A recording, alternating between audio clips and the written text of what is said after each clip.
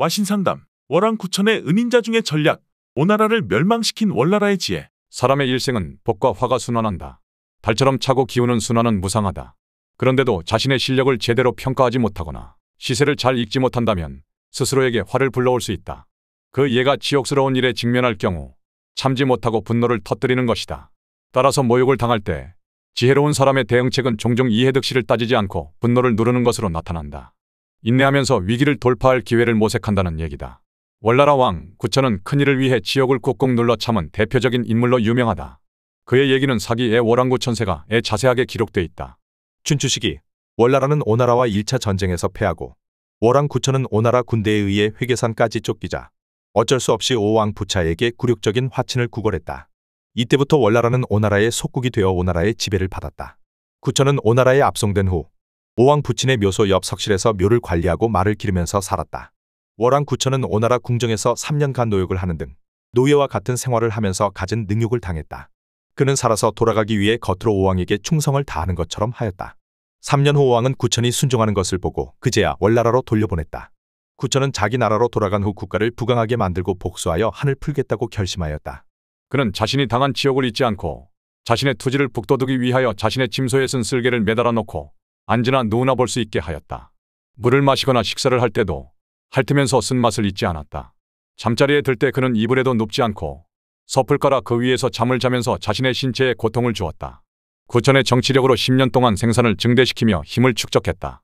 그리고 10년간 병사를 훈련시키며 월나라를 부강하게 만든 후 마침내 오나라를 멸망시켰다. 춘추시대 후기에 장강 하류에 자리 잡은 오나라와 월나라는 시도 때도 없이 전쟁을 벌였다.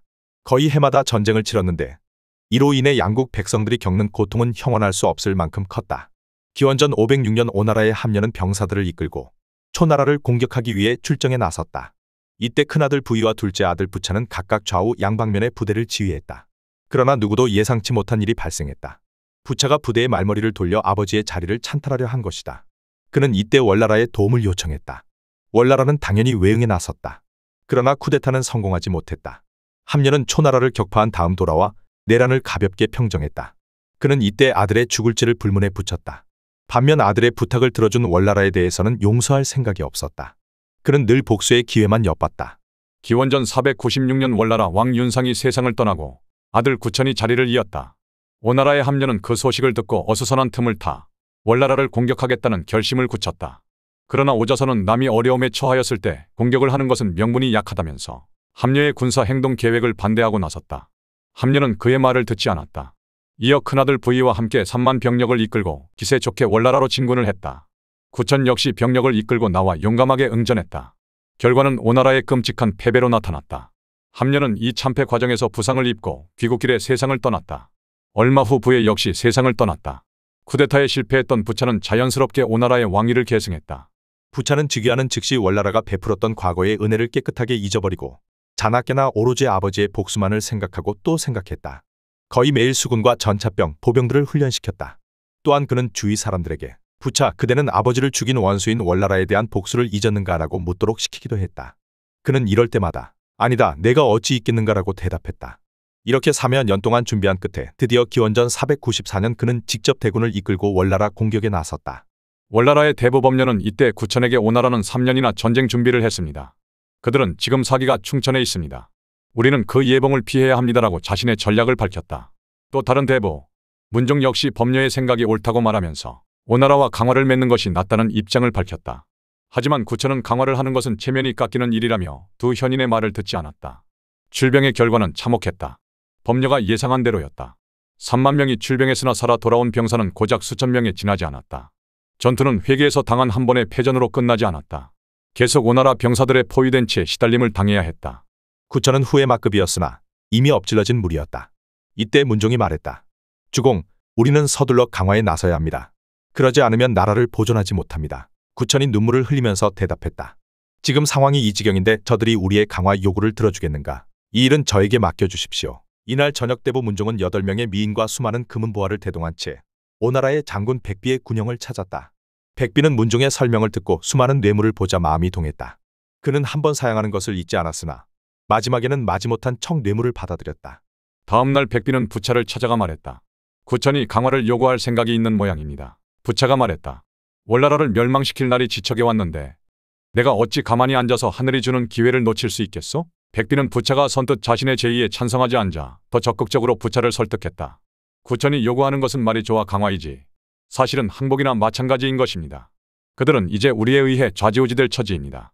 구천 역시 주공의 종이 될 것을 원하고 있습니다. 만약 강화를 들어주면 다른 나라들도 우리가 인의가 있다고 칭찬할 것입니다. 이처럼 명분과 실리를 다 챙기는 일을 우리가 어찌 하지 않을 수 있겠습니까? 더군다나 이렇게 하는 것은 우리가 폐업을 이루는 데도 많은 도움이 됩니다. 만약 우리가 강화에 동의하지 않으면 월나라는 죽을 힘을 다해 전투에 나설 것입니다. 그 결과는 예측하기 어렵습니다. 부차는 백비의 말이 대단히 이치에 맞다고 생각했다. 곧 승낙의 말이 떨어졌다. 그러나 오자서의 생각은 달랐다. 그는 구천이 강화를 요청했다는 소식에 상황이 묘하게 돌아간다고 생각했다. 그는 한달음에 달려와 부차를 만났다. 아니나 다를까 부차의 입에서는 강화 요구를 들어주겠다는 말이 나왔다. 오자서는 분노를 이기지 못하고 말했다. 오나라와 월나라는 줄곧 양립할 수 없는 관계에 있었습니다. 주공은 몇 년 전에는 매일 복수를 다짐하면서 원수를 잊어서는 안 된다고 스스로를 채찍질했습니다. 그런데 지금 강화를 허락하면 도대체 뭐가 됩니까? 우리가 지금 월나라를 멸망시키지 못하면 나중에는 도리어 멸망을 당할 것입니다. 이미 뇌물을 받은 백비는 자칫하다가는 일이 잘못될 것이라는 생각에 황급히 오자서의 말을 잘랐다. 상국의 말이 좀 과하십니다. 과거 상국께서는 초나라가 아버지를 죽인 원수를 갚았습니다. 그래서 마지막에 그들과 강화를 하는데 동의하지 않았습니까?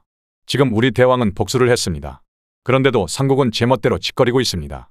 그건 우리 대왕을 인과 의도 모르는 사람으로 몰아넣으려는 것 아닙니까? 백비의 말에 부차가 황급히 나섰다. 두 사람은 싸우지 마시오. 상국은 먼저 돌아가시오. 월나라가 공물을 보내오면 내 그대에게도 일부 나눠주리다. 오자서는 마음이 씁쓸했다. 자신이 아무리 나서봐야 소용이 없다는 사실을 깨달은 그의 입에서는 오나라는 곧 망하겠구나라는 탄식이 흘러나왔다. 백비의 말처럼 월나라는 명의상으로는 강화를 요구했으나 사실 항복한 것이나 마찬가지였다. 구천은 문종에게 모든 나랏일을 알아서 처리하라고 당부한 다음 법녀와 함께 오나라로 향했다. 부차가 시키는 일을 하기 위해서였다. 부차는 두 사람을 압로하기 이를 데 없는 서곡에 살도록 조치했다. 이어 함녀의 묘를 지키고 말을 먹이는 일을 맡겼다. 부차는 구천에게 모욕을 주는 행동도 서슴지 않았다. 궁궐을 나설 때는 그에게 말을 끌게 하고 돌아와서는 옷과 신발을 벗기도록 했으며 심지어 화장실에 갈 때는 앞에서 기다리기까지 했다.